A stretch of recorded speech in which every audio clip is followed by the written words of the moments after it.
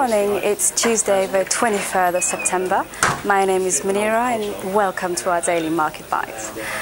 So let's start with what happened yesterday in the US market. So yesterday on Monday, the US stocks closed lower, with the S&P 500 suffering its biggest one-day decline since early August, on the back of housing data weaker than expected, which actually raised concern about the level of growth in the economy.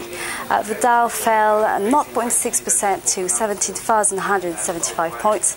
The S&P 500 lost 0.79% to 1,994 points, and the Nasdaq dropped 1.14% to 4,527 points.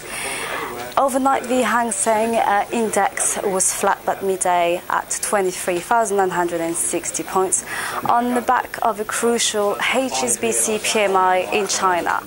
Investors were indeed relieved about the modest expansion of the Chinese economy, which actually raised hope in the economy recovery.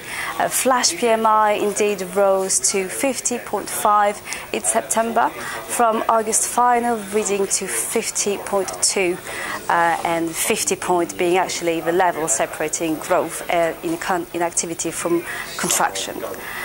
On the back of that, ex-Australian shares rose 0.3%, with however miners dropping tempering gains on the back of ample supply.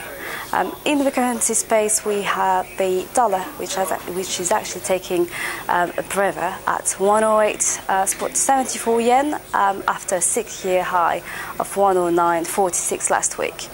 Euro is actually hanging on at $128.47, having been at its lowest level since July last year at $128.14. The Australian dollar is actually edging up to 89.13 Australian dollar. In the commodity space, we have the gold, which is actually inching to $1,290, which actually reached its lowest level since January on Monday at $1,208. The Brent crude bounced 26 cents to $97.23 a barrel on the back of this better than expected PMI flash data in China. Copper bounces from its 3-month low after Chinese data. And in the equity space, we have in Tesco, actually that closed yesterday, lost 9% and is actually down 1.67% at 200p. And actually the company said today that Alan Stewart will join the firm as Chief Financial Officer from Tuesday, rather than the previously announced date of December 1st. Other shares to watch is actually Shire, which is down 6% at 49.21.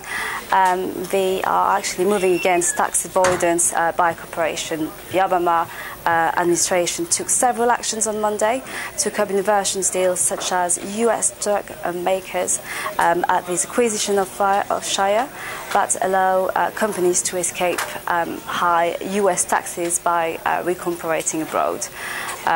On the commodity space, we are also keeping an eye on BHP Billiton, which is actually up by 1.33% at 17.54. BHP Billiton and Mitsubishi will cut about 700 jobs at coal mines they operate jointly in Australia, with the two companies sitting overstaffing in tough market conditions, threatening the viability of business.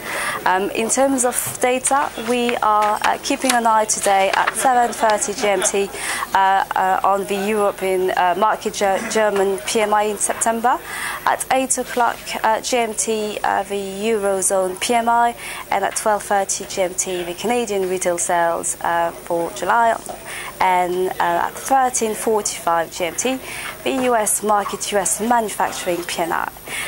Well, that's it for today. Best of luck with your trading, and I'll speak to you soon.